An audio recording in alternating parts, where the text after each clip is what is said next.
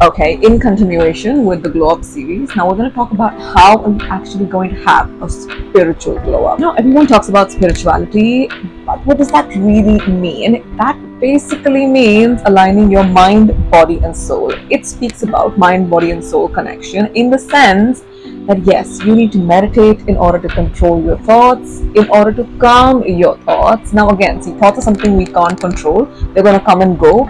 What you need to do is you have to become the observer of your thoughts rather than actually being an active player in them. How are you going to start practicing mindfulness, and how are you even going to start meditating in the first place? What you're going to do is, I know we're all busy and we don't have time for all of this. You're like, you know what, who cares about sitting down for 5 minutes and just deep breathing for some time, or just closing my eyes and thinking of nothing, or at least trying to think about nothing.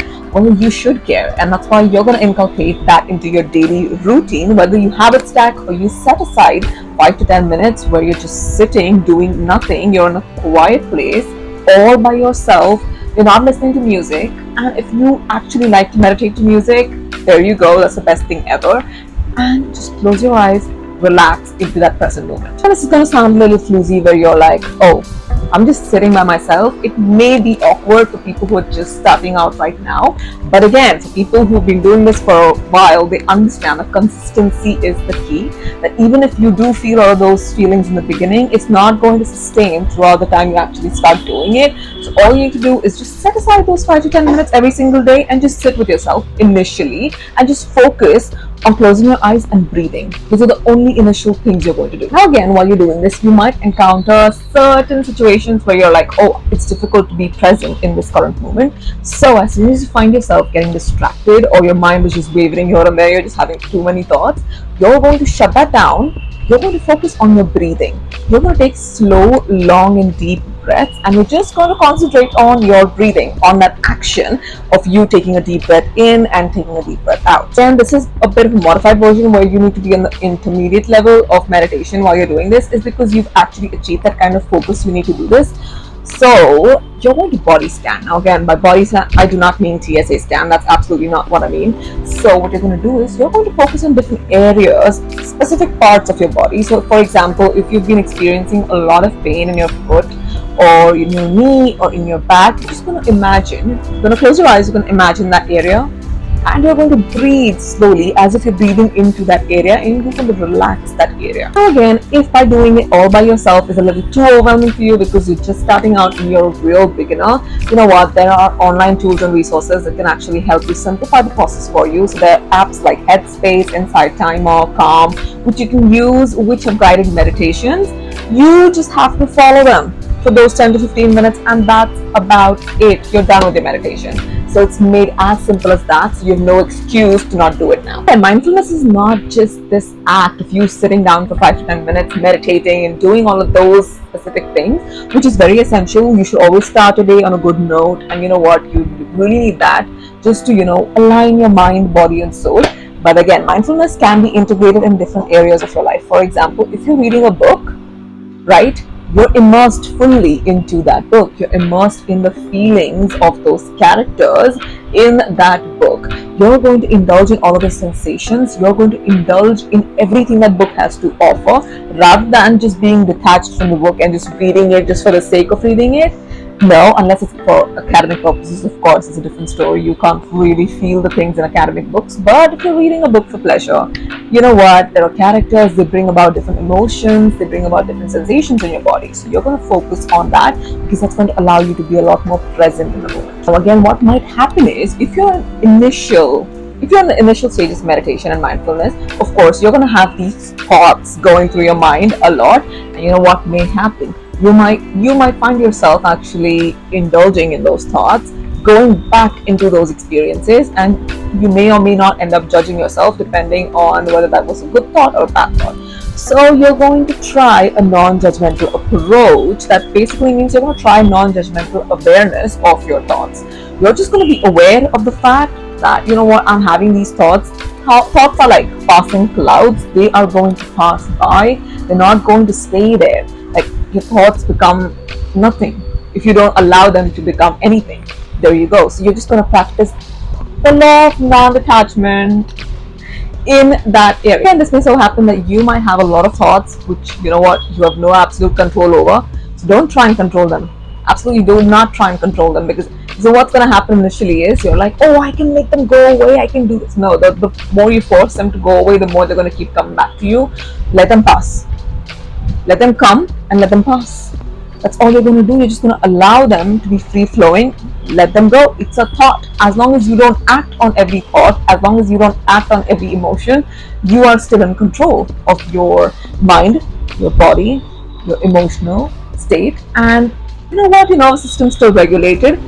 And if you feel like you're a little too overwhelmed because of these thoughts, and you know what, you're getting a little too distracted because of them, again, we're going to go back to the basics. You're just going to focus on closing your eyes and breathing. You're going to focus on the act of breathing. That is, you're going to take deep breaths and you're going to focus on that. Now, what are some daily habits you can inculcate into your daily life, which can make it very simple to adapt this new practice of meditation and mindfulness?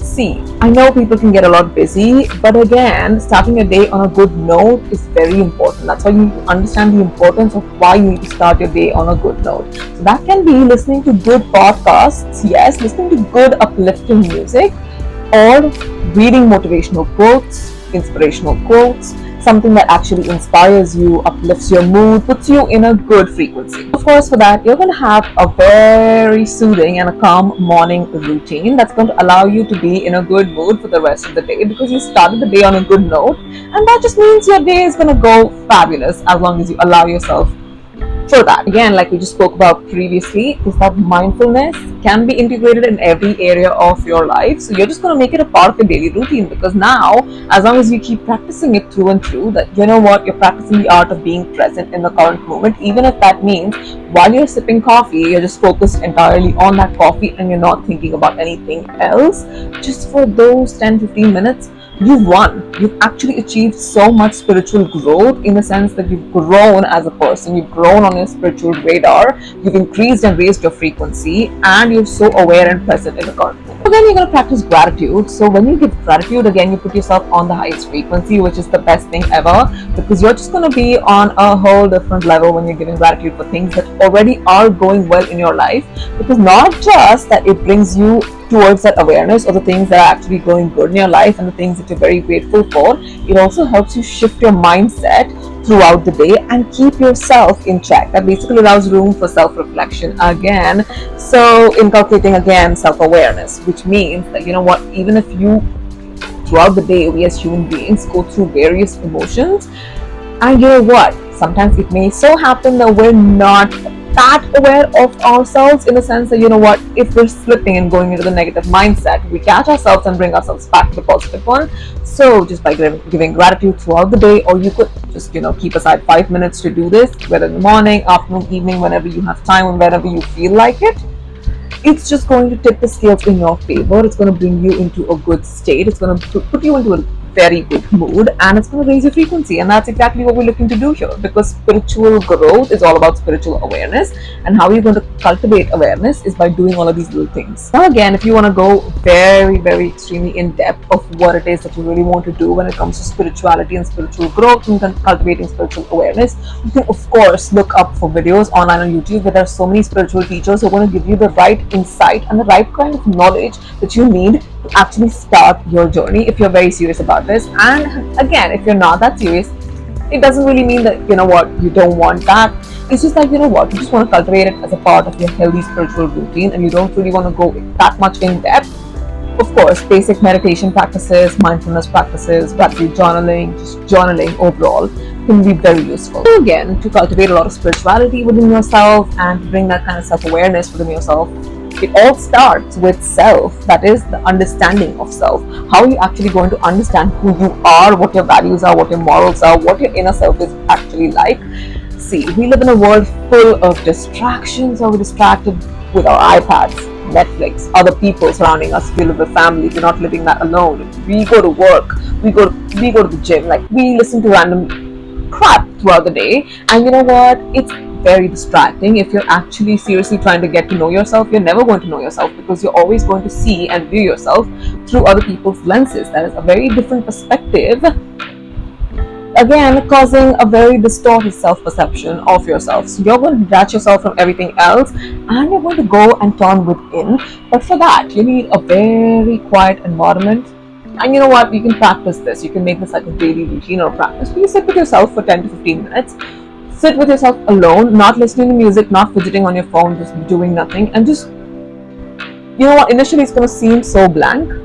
Like you're like, I don't know what to do. I don't know what to think. You probably might be very blank. But slowly, eventually, once you get a lot more into it, you're going to figure out a lot more about yourself, your thoughts. You're going to bring a lot more awareness to how you're feeling in that present moment. You're going to feel a lot more grounded because there is no other external stimulation that is overstimulating you right now. And you know what?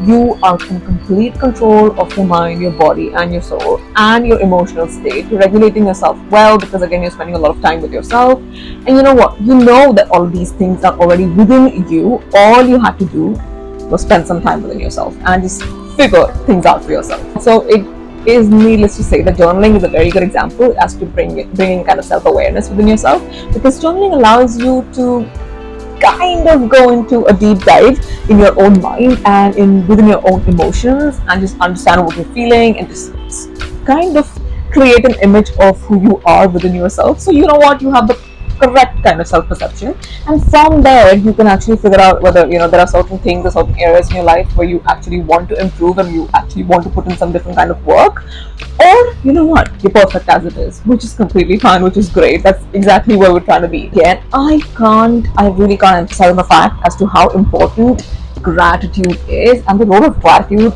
all along spiritual journey. Like I'm telling you, everyone who says this is going to stand by this. Gratitude is very, very extremely important because it again not just puts you and aligns you to the highest frequency, but it also brings about a lot of joy, happiness, peace, and contentment in your life for the things that you already have. See, sometimes we're always chasing behind things that we don't have. We're looking out for things that we want. We're always doing this and that. We're just in that chasing energy. But gratitude actually brings you back into your present self and grounds you. Because you know what, you are good enough the way you are. You are good enough with all the things that you have. You have enough in your life, and sometimes we kind of forget that, we overlook that, and we tend not to pay any attention to it, where we're like, oh, I'm looking for more. But how are you going to get more is if you give gratitude for the things that you already have in your life. What that also does is it obviously enhances your spiritual connection. Yes, that brings you within yourself, that actually puts you in a very good mood. And that means you're becoming a better person. That means you have better relationships. That means you have a better relationship with yourself first and then with other people, of course. And it's also going to reduce a lot of your stress, unnecessary stress that you had because you placed X, Y, and Z expectations on yourself without giving gratitude for the things that you already had. Like, you have so much. If you're looking for more, it's going to come eventually in time, and you know what, it's great. But you just need to be on that frequency of gratitude to be able to even manifest that into your life. If you don't give gratitude, for example, if you're looking to manifest a new house, if you don't give gratitude for the house that you're already living in, how are you going to manifest a new house? Because if you're constantly complaining, cribbing, you're on that frequency of complaining and cribbing. So that's exactly what you're going to attract into your life. But if you're on that frequency of, oh, look how abundant I am, look how safe I am, look how protected I am, look how secure I am because of this house, look how sheltered I am, it protects me from the rain, from the sun, it protects me from the wind, you know what, I can sleep peacefully at night. Bam! That dream house that you're looking for is going to come in so much more quicker. Like, just try it out for yourself. Now, to again acquire that level of spiritual growth and also cleanse yourself spiritually, and to also have a spiritual flip in a way. So what you're going to need is you're going to need mindset shifts. And again, I have a whole different video about mindset shifts. Actually, I have a whole podcast. I have a whole bunch of videos about mindset shifts. You should go watch that because it's just going to allow you to get a lot more deeper into what it is that I really mean. Because you also need a positive abundance mindset. You can't be in a negative mindset. You can't be in a pessimistic mindset. You have to be on that frequency of a positive abundance mindset in order for your spirituality to change and grow and evolve into what you're looking for it to be. To give you a little bit of a gist, I'm not going to go much in detail, But you know what that positive growth oriented mindset does is it allows you to become a lot more resilient, to look out for the positive things, to look out for the things that are actually going correct in your life for once, because you're normal and act like it. Not everything has to go haywire, not everything is bad. No, nobody's out to get you, so just relax. It allows you to actually focus on the good things, and also while staying detached from the outcome, because you're like, you know what, it's eventually going to come to me because I am optimistic like that. It instills a sense of optimism. It allows you to face challenges, yes, head on, without getting crumbled by them, without going in that state where you're like, oh, I can't do this. No, now you're like, you know what, there are going to be obstacles. No matter what you do in life, there are going to be obstacles. They are a part of it.